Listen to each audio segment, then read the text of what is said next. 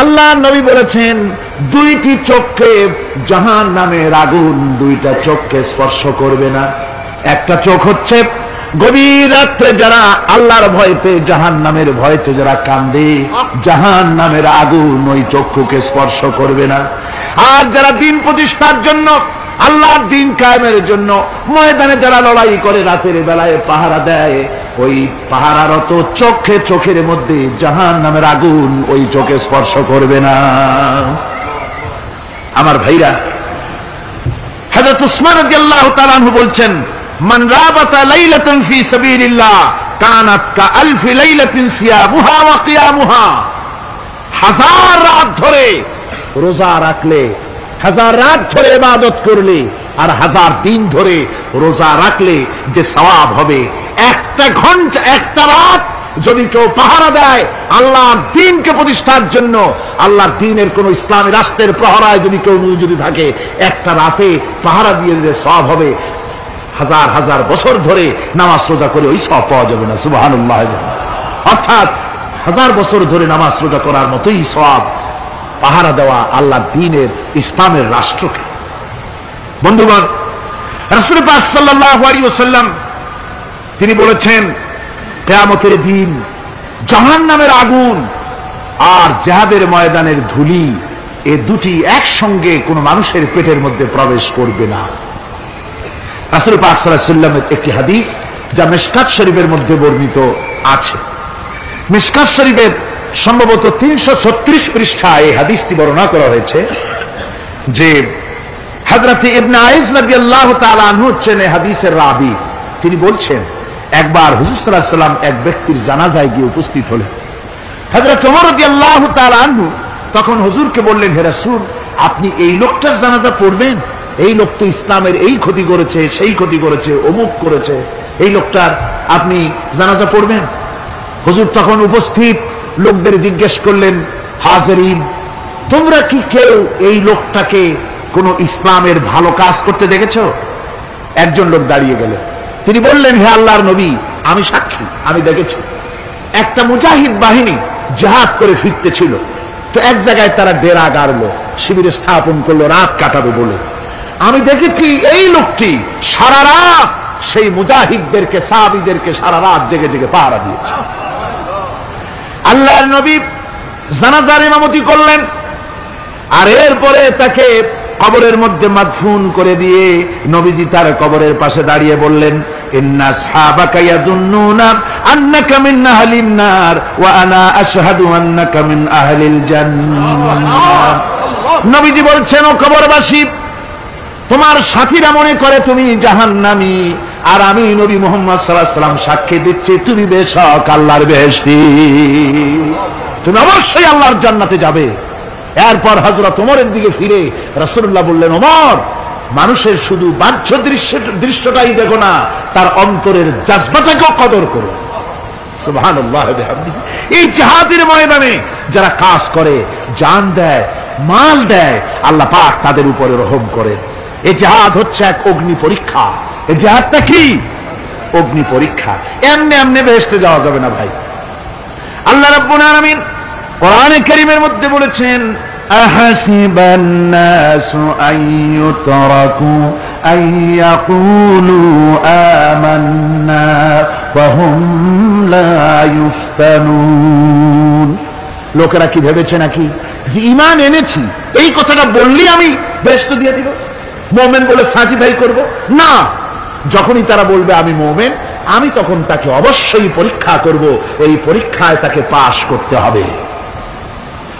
কোরআনে কারীমে আল্লাহ রাব্বুল আলামিন অনেক জায়গায় এই কথাগুলি বলেছেন, এমনি এমনি ছেড়ে দেওয়া হবে না। আমি অতীতের লোকদেরকেও পরীক্ষা করেছি, তোমাদেরকেও পরীক্ষা করব। পরীক্ষা না দিয়ে কেউ তোমরা বেহেশতে যেতে পারবে না। এই জমিনে তোমাদের আগুনের পরীক্ষা দিতে হবে।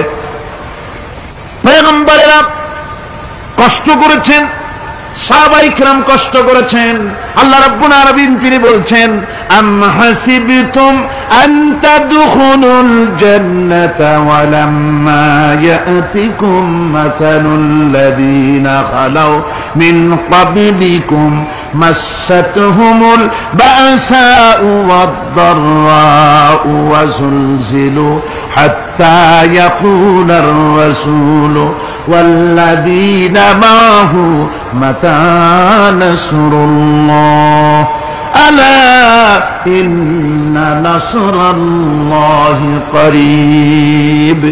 আল্লাহ রাব্বুল আলামিন বলেন, তোমরা কি মনে করেছো যে তোমরা বেহেশতে প্রবেশ করবে, অথচ তোমাদের পূর্বে যারা এই পৃথিবীতে এসেছিল তাদেরকে আমি যেমন পরীক্ষা করেছি ওরকম পরীক্ষা এখনো তোমাদের উপরে আসে নাই, ওরকম বিপদও আসে নাই, মুসিবতও আসে নাই। এমন বিপদ এসেছিল নবীদের উপরে, সাহাবায়ে কিরামদের উপরে, যে বিপদে মানুষ জর্জরিত হয়ে গিয়ে নবী এবং তার সাথী সঙ্গীরা একথা তারা মুখ থেকে বেরিয়ে গেছে, মাতা নাসরুল্লাহ, আয় আল্লাহ তোমার মদদ কখন আসবে, তোমার মদদ কখন আসবে, মার খেতে খেতে তো শেষ হয়ে গেলাম। এইভাবে যখন মার আসে চতুর্দিক থেকে আর মুমিনেরা ময়দানে পা জমায়ে টিকে থাকে দিন প্রতিষ্ঠার জন্য, আল্লাহ তখন খুশি হয়ে এক সময় ঘোষণা করে দিবেন, আলা ইন্না নাসরাল্লাহি করিব, আর দেরি নাই, আমার মদদ আমার সাহায্য তোমাদের জন্য অবধারিত। সুবহানাল্লাহ। আমার ভাইরা, বিষয়টা সহজ নয়। শুধু দুইটা সেজদা দিয়া, শুধু তাহাজ্জুদের কিছু নামাজ পড়িয়া আল্লাহর জান্নাতে যাওয়া এত সহজ নয়, রাস্তা খুব কঠিন, রাস্তা খুব। ये शहादत गाहे उल्फत में कदम रखना, ये शहादत गाहे उल्फत में कदम रखना, लोग समझते हैं आसान है मुसलमान होना। এটা হলো শাহাদাতের উত্তপ্ত ময়দানে পা রাখা। লোকেরা মনে করে ইসলাম গ্রহণ করা, মুসলমান হওয়া বুঝি বড় সহজ ব্যাপার। এত সহজ না। আমরা হানফি মাসলাকের লোক, ইমাম আবু হানিফার মাসলাক অনুযায়ী চলি, আমরা মনে করি বেহেশতে এমনি যাব, কিন্তু আমাদের ইমাম সাহেব কি করছেন ওই ইতিহাস আমাদের জানা নেই। খাজা বাবার মহব্বতে অস্থির। রজব মাস আসলে পরে বড় বড় ডেক্সি চড়ায়, সেই ডেক্সির উপরে লাল শালু বিছায়, তারপরে টাকা পয়সা রোজগার বহুত করে। আসলে তো খাজা না, আসলে হচ্ছে ইয়া খাজা কুস্তু আজা, পেট তো ভর যা। পেট ভরার জন্য পয়সা করে ইনকাম করা।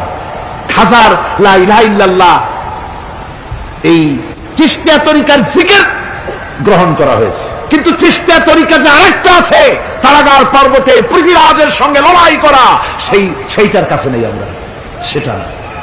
ইমাম আবু হানিফা শুধু মস্তাই বলেন নাই, দিন প্রতিষ্ঠার জন্য রক্ত দিয়েছে, ঠিক কিনা? 8 বছর, 8টি বছর পর্যন্ত কারারুদ্ধ ছিলেন। তাকে জিজ্ঞেস করা হয়েছে, ইমাম সাহেব জেলের মধ্যে তো আছেন, কষ্ট হয়? ইমাম সাহেব বলেছেন, না কষ্ট হয় না, তবে মাঝে মাঝে একটু কষ্ট হয় মনে।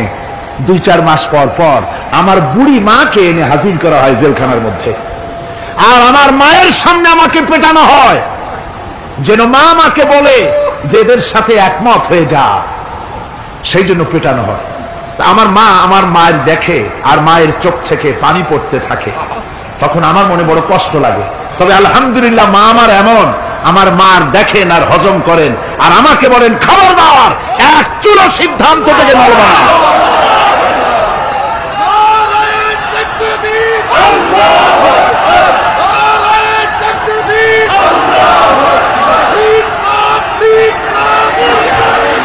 আমার ভাইরা, ইমাম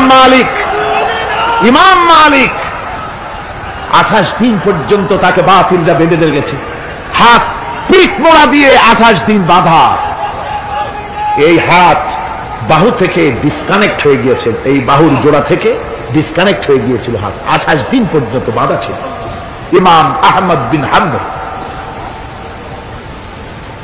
ইসলাম বিরোধীরা তাকে পিটাইছে, প্রত্যেকটা চাবুকের সাথে গায়ের গোশত উঠে এসেছে।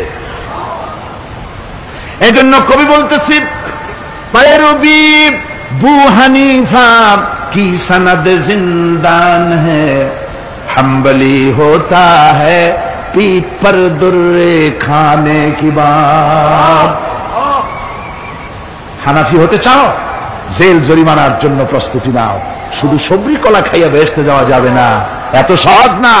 আঙ্গুর, বেদানা, সবরি, কলা আর দুধের স্বরের উপর ইসলাম আসে নাই। ইসলাম এসেছে তত্ত্ব ময়দানের উপরে।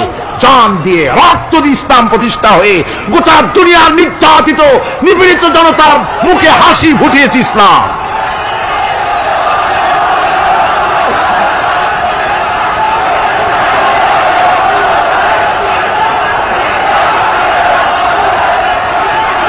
আমার ভাইয়েরা, এই জিহাদ যখন শুরু হয়ে যাবে, মুসলমানেরা যখন আল্লাহর দায় বিধান কায়েমের জন্য যখন লড়াইয়ের ময়দানে যখন ঝাঁপায়া পড়বে, সে ময়দানে যদি তাদের অস্ত্র কম থাকে, জনসংখ্যা কম থাকে, আল্লাহ রাব্বুল আলামিন ওয়াদা করেছেন, ওয়া কানা হাক্কান আলাইনা নাসরুল মুমিনিন।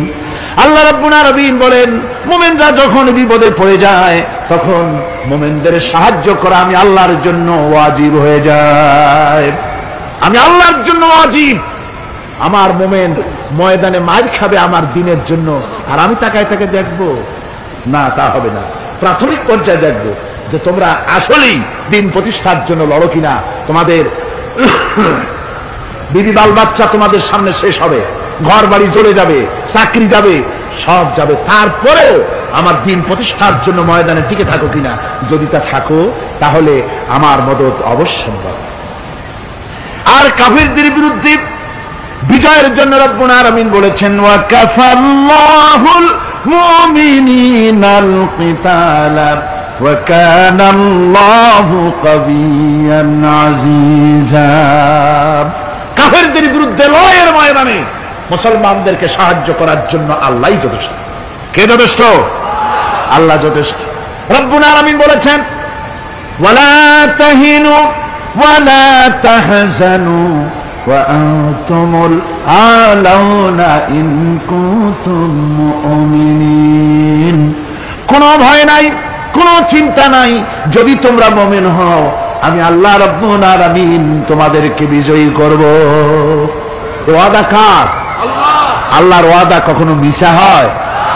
আল্লাহ কি মিথ্যা কথা বলেন? নাউযুবিল্লাহ। ওয়া মান আসদাকু মিনাল্লাহি কিলা। আমি আল্লাহর চাইতে সত্যবাদী আর কে হতে পারে? আল্লাহ পাক বলছেন, আমি সাহায্য করব তোমাদেরকে, যদি প্রয়োজন হয় তাহলে আমি ফেরেশতা দিয়ে সাহায্য করব। সুবহানাল্লাহ বলে আল্লাহ রাব্বুল আলামিন সূরা আল-আনফালের ভিতরে ঘোষণা করেছেন, দুনিয়ার মানুষকে তিনি শুনায় দিচ্ছেন নবীজির সঙ্গে সাহায্যের ব্যাপারে যে কথাবার্তাগুলি হয়েছিল।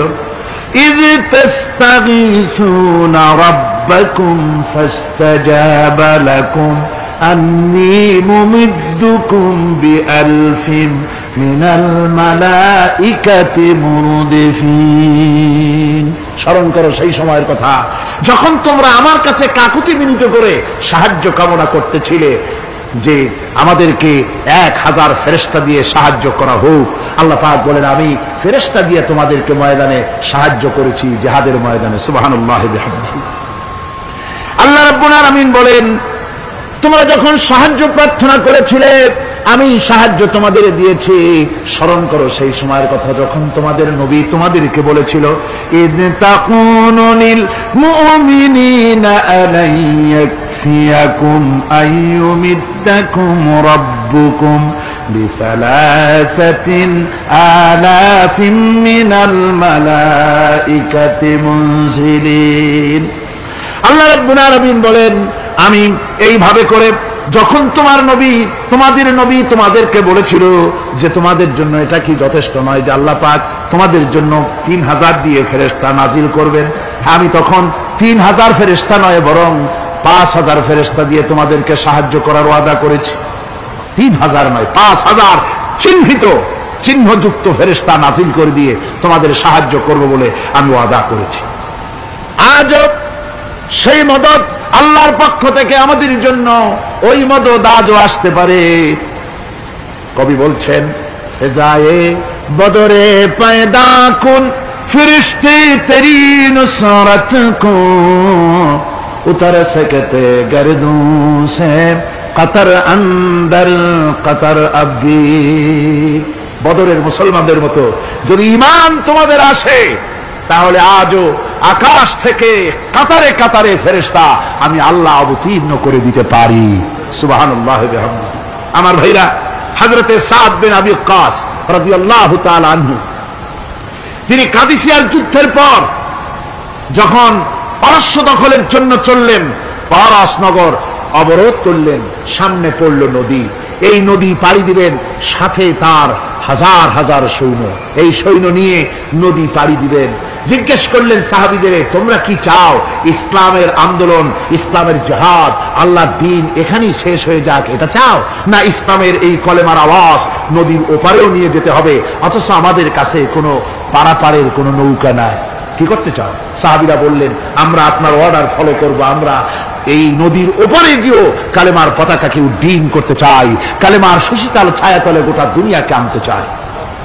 হযরতে সাদ তখন বললেন, তাহলে তোমরা সবাই আমার পেছনে পেছনে এই দরিয়ার ভিতরে ঝাঁপিয়ে পড়ো, আর আমার সঙ্গে সবাই উচ্চারণ করো, নাস্তাঈনু বিল্লাহি ওয়া নাতাওয়াক্কালু আলাইহি হাসবুনাল্লাহু নি'মাল ওয়াকিল নি'মাল মাওলা ওয়া নি'মান নাসীর। ইতিহাস লিখতেছি, 60,000 সৈন্য তাদের অশ্ব নিয়ে, তাদের উষ্ট্র নিয়ে, তাদের মালপত্র নিয়ে, জিহাদের সামান নিয়ে শ্রাবণের খরস্রোতা নদী, উত্তাল তরঙ্গমালায় ভরা নদীর উপর থেকে এই সাহাবীরা পাড়ি দিয়ে ওপার চলে গেলেন। ওপার যাওয়ার পরে হযরতে সাদ বলছেন, তোমাদের কেউ কি হারায় গেছে নাকি? সবাই এদিক ওদিক তাকায়, খোঁজ করে বলল, মানুষ তো দূরের কথা, একটা উট আর ঘোড়াও একটাও হারায় যায় নাই। একজন বলল, আমার একটা পেয়ালা, যে পেয়ালা আমি পানি পান করতাম, সেই পেয়ালাটা তুফানে ছিটকে কোথায় চলে গেছে, ওইটা হারায় গেছে। হযরতে সাদ বলেন, মুজাহিদের কোন জিনিস দরিয়া নিতে পারে না, অবশ্যই তা ফেরত আসবে। এই কথা তিনি বলতেছিলেন, হঠাৎ করে দরিয়ার কিনারে একটা আওয়াজ হলো, দেখা গেল তুফানের ভিতরে সেই হারানো বাটিটা তাদের মধ্যে ফিরে এসেছে। আল্লাহু আকবার। মুজাহিদদেরকে সাহায্য করেন স্বয়ং আল্লাহ রাব্বুল আলামিন। আফ্রিকার জঙ্গলের কাছে ভিন্ন ইতিহাস, জঙ্গলের কাছেই মুসলমানদেরকে থাকতে দেওয়া হয়েছিল। মনে করা হয়েছিল জঙ্গলের সমস্ত হিংস্র প্রাণীরা এই মুসলমানদের শেষ করে দেবে, যুদ্ধ করা লাগবে না। হযরতে সাদ সে অবস্থা বুঝতে পারলেন, তিনি একটা মঞ্চ তৈরি করলেন। সেই মঞ্চের উপরে দাঁড়ায় জঙ্গলের প্রাণীদের দিকে লক্ষ্য করে তিনি নোটিশ জারি করে দিলেন, বললেন, ইয়া আইয়াতুহাল হাশারাতু ওয়াস সিবাউ নাহনু আসহাবু রাসূলুল্লাহ সাল্লাল্লাহু আলাইহি ওয়াসাল্লাম। হে জঙ্গলের হিংস্র প্রাণীরা, আমরা আল্লাহ রাসূলের সাহাবী, ফাইন্না নাজিলুনা ফামান ওয়াজাদনা বাদাহু কাতালনাহু। আমরা রাসূলের সাহাবী, এইখানে আল্লাহর দ্বীনকে কায়েম করার জন্য আমরা এসেছি, আল্লাহর কলেমার আওয়াজ নিয়ে আমরা এখানে রাত কাটাবো। সুতরাং এই জঙ্গলের ভিতরে হিংস্র প্রাণী যত আছো সব আমাদের এই জায়গা ছেড়ে অন্যত্র চলে যাও। আফ্রিকার জঙ্গলি মানুষেরা চিন্তা করলো, মানুষের কথা কি জঙ্গলি প্রাণীতে শোনে নাকি, পাগলে কয় কি? তারা তাকায় তাকায় দেখলো, হযরতে সাদের এই ঘোষণার পরে বাঘের কাতারে বাঘ, সিংহের কাতারে সিংহ, সাপের কাতারে সাপ, যার যার ডিম আর বাচ্চাগুলি মুখে কামড়ায়া সাহাবীদের এলাকা ছেড়ে দিয়ে তারা অন্যত্র চলে গেল। আমার মুসলমান ভাইরা, এই ছিল মুসলমানদের ইতিহাস। দ্বীন প্রতিষ্ঠা করার কাজে মুসলমান এগোলে আল্লাহই মদত করেন। কে মদত করে?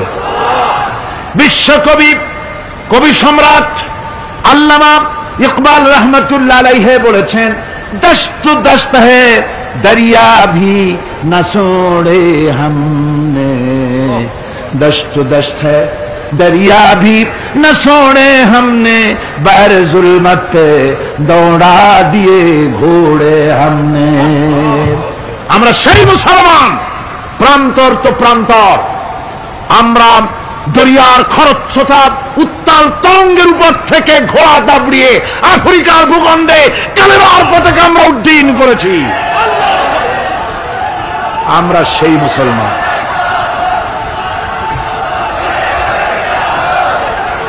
একটুখানি জিকির করেন, লা ইলাহা ইল্লাল্লাহ, লা ইলাহা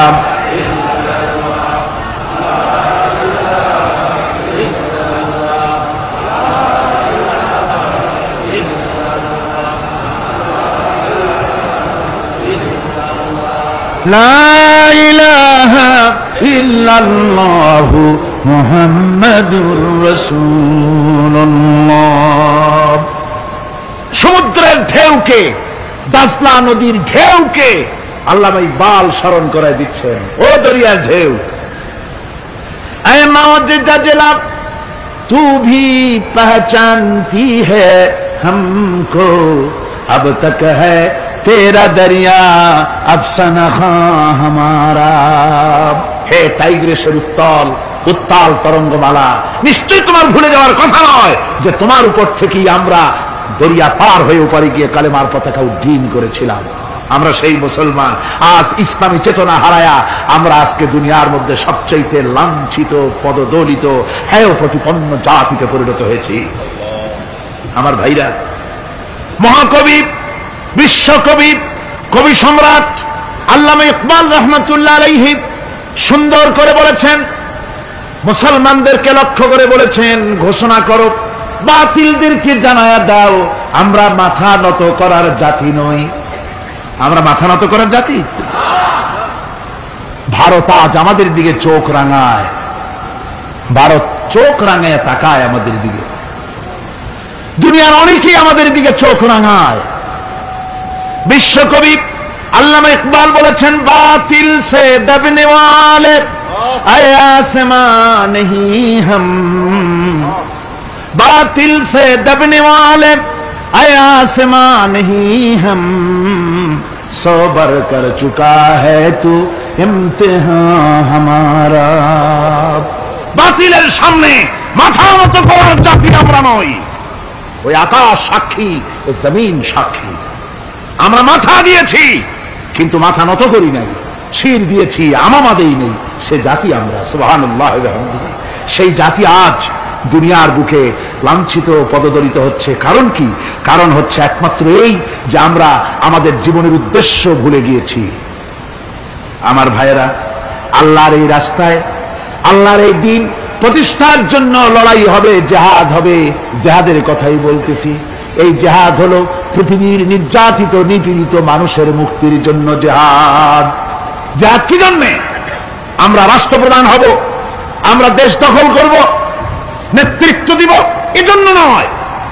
আমরা জেহাদ করব মানুষকে, মানুষের তৈরি করা মতবাদ, নির্যাতন থেকে, জুলুম থেকে, অত্যাচার থেকে মানুষকে বাঁচাবার জন্য, মানবতা, নিগৃহীত নির্যাতিত মানবতার মুখে মুক্তির হাসি ফুটাবার জন্য আমরা করব লড়াই।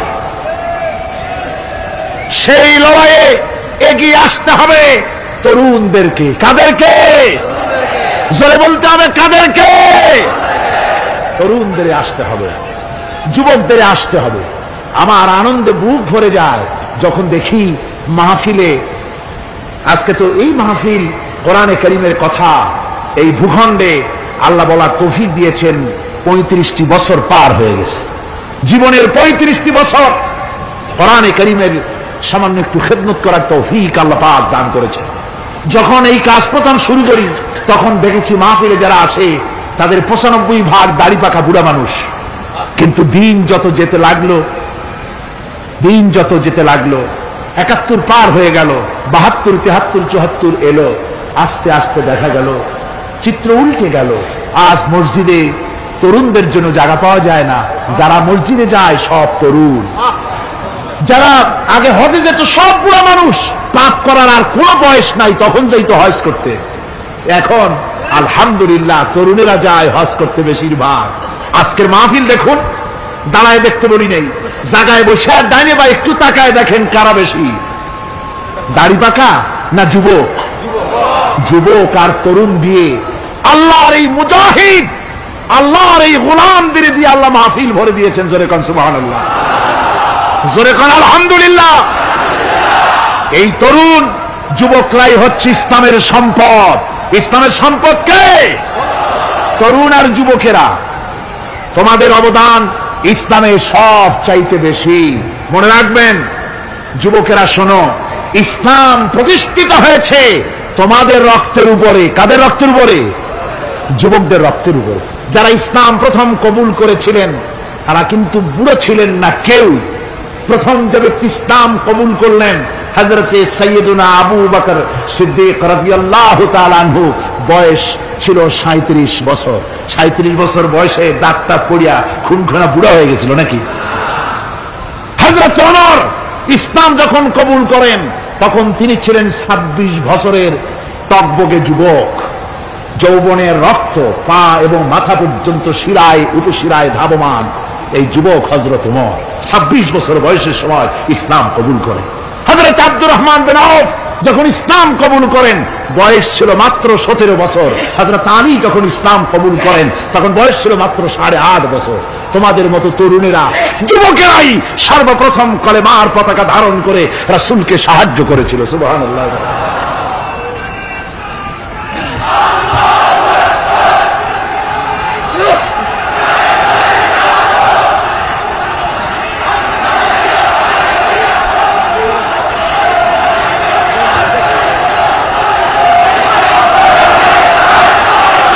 আমার মুসলমান ভাইরা থামুন।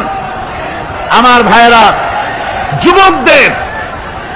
যুবকদের অবদানই চিরকাল ইসলামে বেশি ছিল। তাই বলে যারা বৃদ্ধ মানুষ তাদের কিন্তু কোনো মন খারাপ করার কোনো কারণ নাই, ঠিক কিনা? যেহেতু আমরা যারা বয়সের প্রান্তে এসে গেছি আমরাও ওই যৌবন কালটা পেরিয়ে এসেছি, ঠিক কিনা? আরেকটি কথা, কিয়ামতের দিন কোন বুড়ো মানুষ বেহেশতে যাবে না, সব যুবকরা যাবে। বেহেশতে যাবে কারা? বুড়োরা বোধহয় ভয় পেয়ে গেছেন। রাসূল পাক সাল্লাল্লাহু আলাইহি ওয়াসাল্লাম বলেছেন, আমার কথা না, হুজুর বলেছেন কোন বুড়ো মানুষ বেহেশতে যাবে না, কোন কালো মানুষ বেহেশতে যাবে না। এখন রাসূল যদি বলেন তার কথাই তো আইন। হুজুর বলেন কালো মানুষ বেহেশতে যাবে না, একটা কালো মানুষ কান্দে তো পড়েই গেছে। হুজুর বলেন কেঁদো না, তুমি যখন বেহেশতে যাবে চাঁদের মতো সুন্দর চেহারা নিয়ে বেহেশতে যাবে। বুড়ার কান্না দেখে হুজুর বলছেন কেঁদো না, তুমি যখন বেহেশতে যাবে আল্লাহ তোমার যুবক বানায় পাঠায় দিল।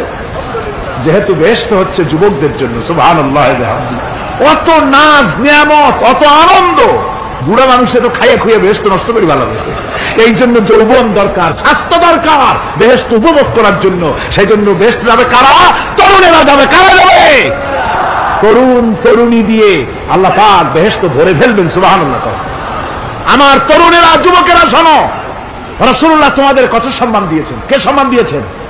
রাসূলুল্লাহ। রাসূলুল্লাহ এক জায়গায়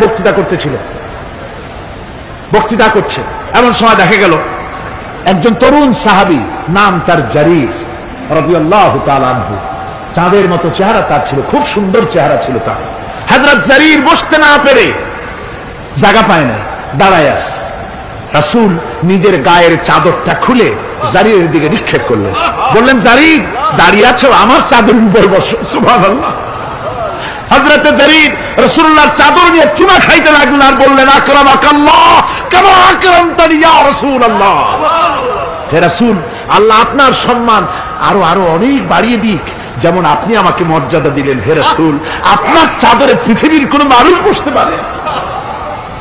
আমার তরুণ ভাইয়েরা, আমার যুবক ভাইয়েরা, তোমাদেরকে রাসূল মহব্বত করতেন, ভালোবাসতেন সবচেয়ে বেশি। তোমরা আজ বাতিলের শিকার। কার শিকার?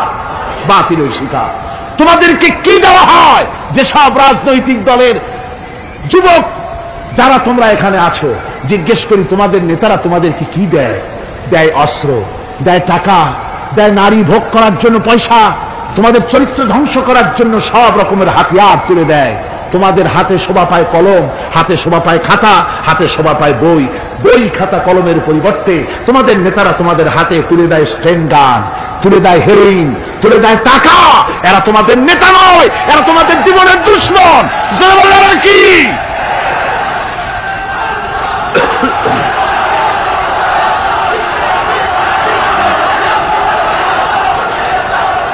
আমার যুবক ভাইয়েরা, আমার কলেজ ইউনিভার্সিটির ছাত্র ভাইয়েরা, একটুখানি মাথা খাটায় চিন্তা করো। তোমার নেতারা যারা ঢাকা থেকে আসে বা এখানে বাস করে, ওই নেতারা যখন রাজনৈতিক প্রোগ্রাম করতে আসে তখন কি একবারের জন্য তোমাদেরকে বলে, ও ছেলেরা তোমরা কি নামাজ ঠিক মতো পড়ো কিনা? বলে? এই যে রোজা আসতেছে, খবরদার বাবারা তোমরা রোজা রেখো, এরকম কথা বলে নাকি? তোমার ওস্তাদদের সম্মান করো, এ কথা বলে নাকি? বরং টাকা দেয়, পয়সা দেয়। যে শিক্ষক তোমার মতের উল্টা করবে, ঠ্যাঙ্গাইয়া জনমের মতো টাইট করে দিবা, ঠিক কিনা? তোমার নেতারা কি কোনোদিন বলে নাকি ও আমার সংগঠনের ছেলেরা মা বাপের খেদমত করবে, মা বাপের সম্মান করবে, খবরদার মা বাপের সঙ্গে বেয়াদবি করবে না, সন্ত্রাস করবে না, অস্ত্রবাজি করবে না, মানুষকে কষ্ট দিবে না, এমন কোনো কথা বলে না? আমার যুবকেরা শোনো, ওরা টাকা দিয়ে, অস্ত্র দিয়ে, পয়সা দিয়ে, মদ দিয়ে ওরা নিজেদের ক্ষমতা টিকায় রাখার জন্য তোমাদেরকে লাঠির মতো ব্যবহার করে। সুতরাং আজকে তরুণদেরকে বুঝতে হবে, তরুণেরা ভালো করে বোঝো, তোমরা রাসূলের সৈনিক।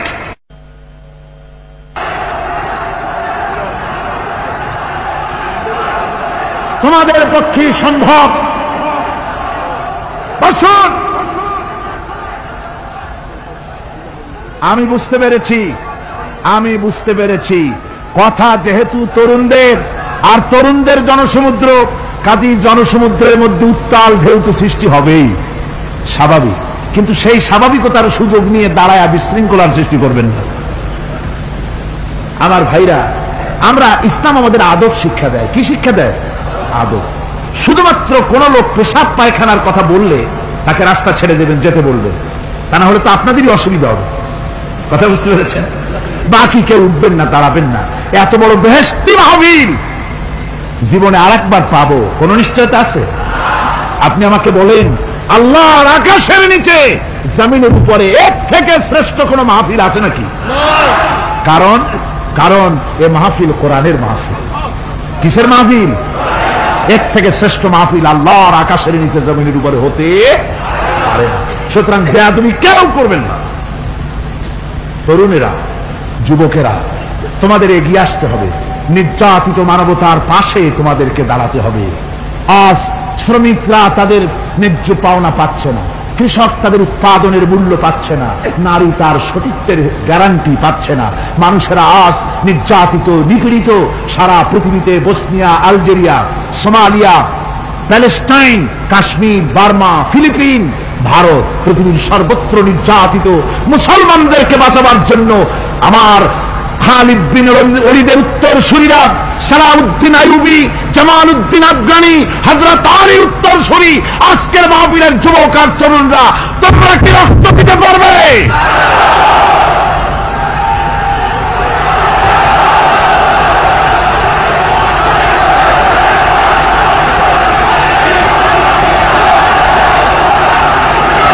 আমার মুসলমান যুবকেরা, আল্লাহর রাস্তায় রক্ত দিলে তার অবস্থা কি হবে শোনো। আল্লাহ রাব্বুল আলামিন বলেছেন, ওয়ালা তাকুলু লিমান ইউকতালু ফি সাবিলিল্লাহি আমওয়াত বাল আহইয়াউ ওয়ালাকিন লা তাশউরুন। আল্লাহ রাব্বুল আলামিন বলেন, আমার রাস্তায় যারা নিহত হয়েছে, আমার রাস্তায় যারা জীবন দিল, ওরা মরে গেছে এই কথা তোমরা বলো না, ওরা জিন্দা। ওরা কি? আমার রাস্তায়, আমার দিন প্রতিষ্ঠার জন্য, মানবতার মুখে হাসি ফুটাবার জন্য, নির্যাতিত মানবতার গোলামীর জিনজির থেকে তাদেরকে বাঁচাবার জন্য সংগ্রাম করতে গিয়ে যারা জীবন দিল, ওরা মরে নাই, ওরা জিন্দা। ওরা কি? জিন্দা। আল্লাহ পাক বলেন, ওরা জিন্দা তোমরা জানো না, আমার কাছ থেকে তারা রিজেক্ট প্রাপ্ত হয়।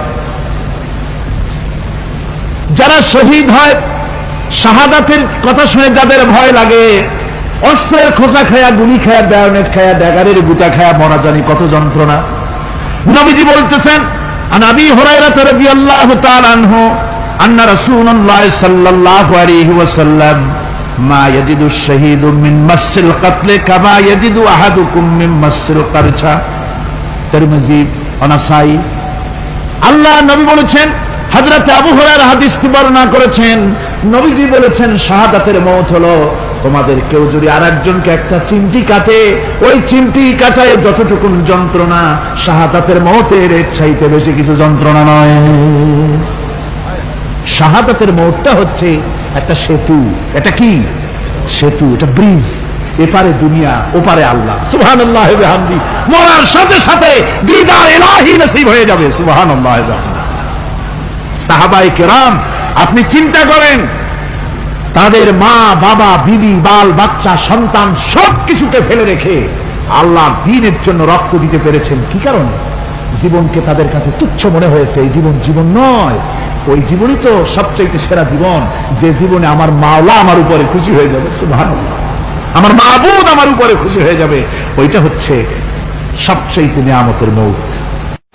এই জন্য রাসূল সাল্লাল্লাহু আলাইহি ওয়াসাল্লাম বলেছেন, কেউ যদি শাহাদাতের তামান্না করে দিল থেকে, সে যদি তার বিছানায় মরে, আল্লাহ পাক ওটাকে শাহাদাত হিসেবে ধরে নেবেন।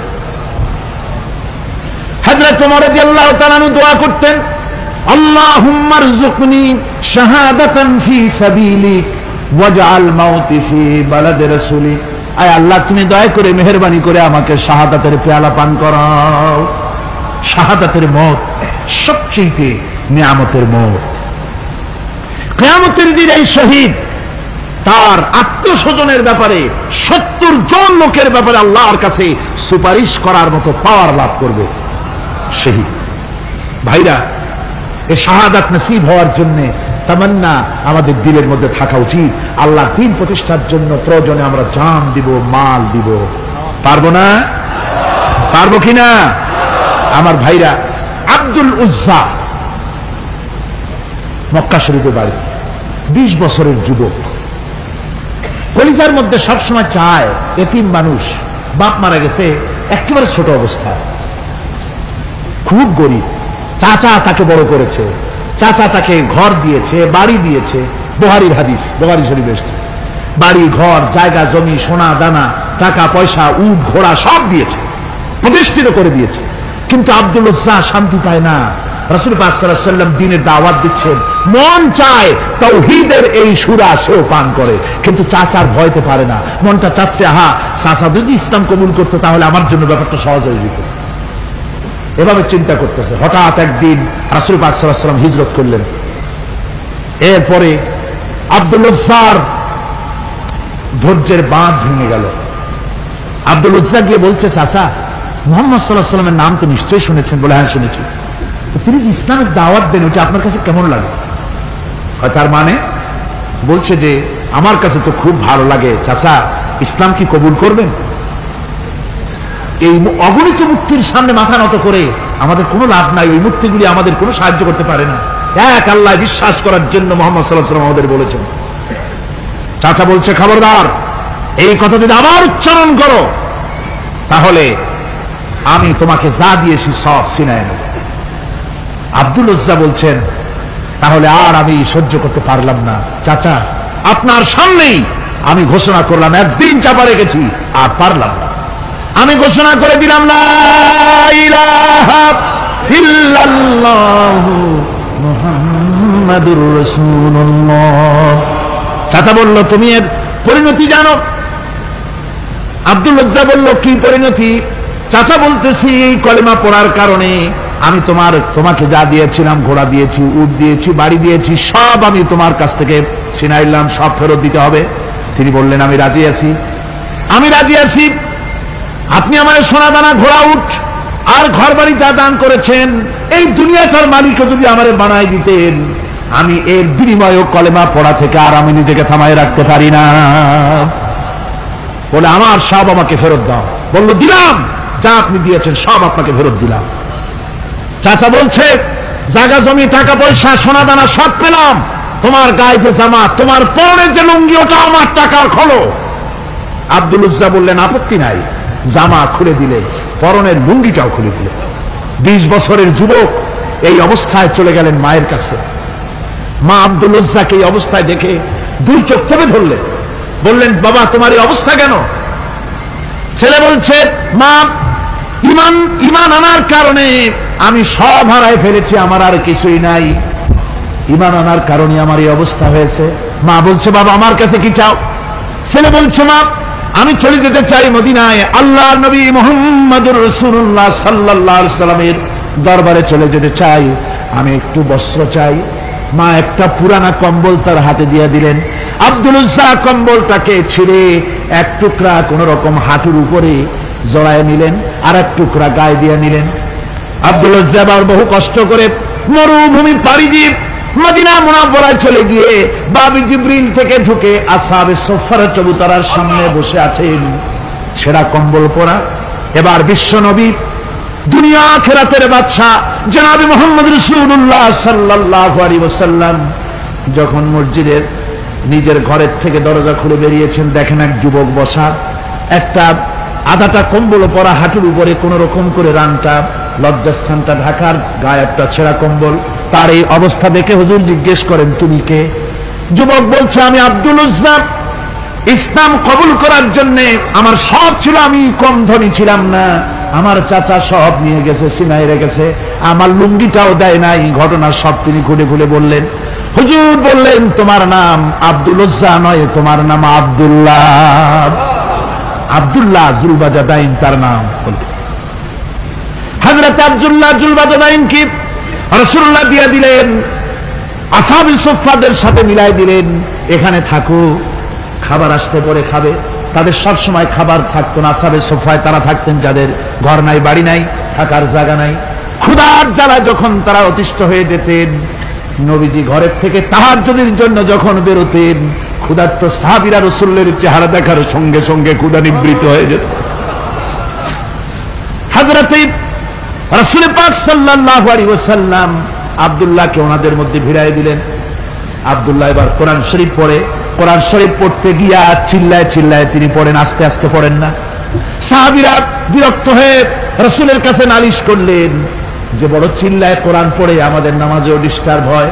হুজুর বলেন, সাহাবীরা কেউ আব্দুল্লাহর ব্যাপারে কোনো কথা বলবে না, তারে চিল্লাইতে দাও, যেহেতু ঈমানের জন্য তারে বড় মূল্য দিতে হয়েছে। পরনের লুঙ্গিটা পর্যন্ত আনতে পারে নাই, যত খুশি চিৎকার করে সে আল্লাহর কালাম পড়ুক। তাবুকের যুদ্ধ, রাসূলুল্লাহ তাবুকের দিকে রওনা করেছেন, 30,000 সৈন্য নিয়ে রওনা করেছেন। ওই জিহাদে মানুষেরা প্রাণ ভরে রাসূলুল্লাহকে সাহায্য করেছেন। মেয়ে লোকেরা নাকের ফুল, কানের দুল, গলার হাল খুলে খুলে রাসূলের কদম মোবারকে দিয়ে দিয়েছে। ধনীরা টাকা পয়সা সব দিয়েছে। হযরত আবু বকর তো যা ছিল সব এনে দিয়েছে, কিছু ছিল না ঘরে। রাসূল রওনা করলেন। প্রতিমধ্যে হযরত আব্দুল্লাহ জুলবাজাদাইন আল্লাহ নবীর খেদমতে হাজির হয়ে বলেন, হুজুর সবাই তো সব দিল, আমার কিছুই নাই, কিছু দিতে পারলাম না। হুজুর আপনি আমার জন্য দোয়া করেন, আমি যেন এই তাবুকের ময়দানে কাফেরদের বিরুদ্ধে লড়াই করে যেন শহীদ হয়ে যেতে পারি। মাল দিতে পারি নাই, কিন্তু আল্লাহর জন্য যেন আমার জীবনটা দিয়ে দিতে পারি। ও চট্টগ্রামের যুবকেরা, তরুণেরা, তোমাদের মতো 20 বছরের তরুণ হযরত আব্দুল্লাহ জুলবাজাদাইন শাহাদাতের তামান্না করে রিসালাতে মাহবের কাছে দাঁড়িয়েছে। হুজুর বললেন, একটা গাছের বাকল নিয়ে আসো। একজন একটা বাকল নিয়ে এলো। রাসূলুল্লাহ ওই বাকলটা আব্দুল্লাহ জুলবাজাদাইনের হাতে লাগাই দিলেন। রাসূলুল্লাহ বললেন, আয় আল্লাহ, আমি আব্দুল্লাহর রক্ত কাফেরদের জন্য হারাম করে দিলাম। হযরত আব্দুল্লাহ বলছেন, ইয়া রাসূলুল্লাহ, আমি চাইছিলাম শহীদ হব, আর আপনি আমার রক্তটা হারাম করে দিলেন কাফেরদের জন্য।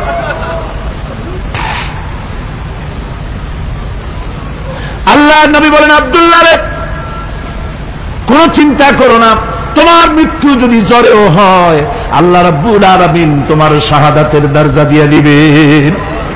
তাবুকের প্রান্তরে চলে গেলেন। কয়েকদিন ওই তাবুকের ময়দানে থাকায় রাসূলের কাছে খবর এলো, আব্দুল্লাহ মারাত্মক জ্বরে আক্রান্ত হয়ে ইন্তেকাল করেছেন। রাসূলুল্লাহ বললেন, আমি জানাজা পড়াবো।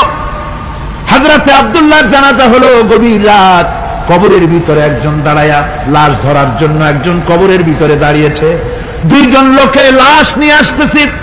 হযরতে বেলাল আলো উঁচু করে দাঁড়ায় ধরে আছে। অন্ধকার রাত, কবরের ভিতরে একজন দাঁড়ানো, লাশ নিয়ে এসেছে 2 জনে। কবরের ভিতরে যিনি দাঁড়ানো, তিনি বলছেন, এই লাশকে তোমাদের ভাইকে আদবের সাথে কবরে রাখো। কবরের মধ্যে যিনি দাঁড়ানো, তিনি আর কেউ নয়, বিশ্বনবী মুহাম্মদুর রাসূলুল্লাহ সাল্লাল্লাহু আলাইহি ওয়াসাল্লাম।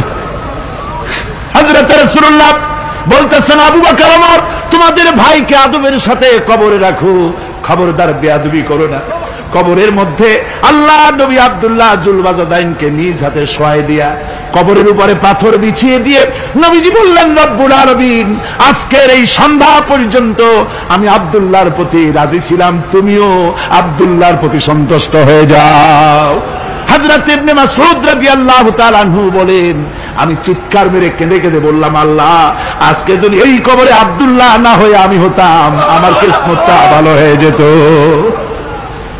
যুবকেরা, ও তরুণ মুসলমানেরা, তোমরাই রক্ত দিয়ে ইসলাম কায়েম করেছো।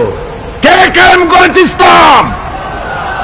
মুসলিম তরুণেরা, মুসলিম যুবকেরা, তোমাদের অবদান সব চাইতে বেশি। আজ মুসলমান যুবকদের চরিত্র নাই, মদ, জুয়া, জিনা, ব্যভিচার করে করে সর্বনাশ করে দেওয়া হলো।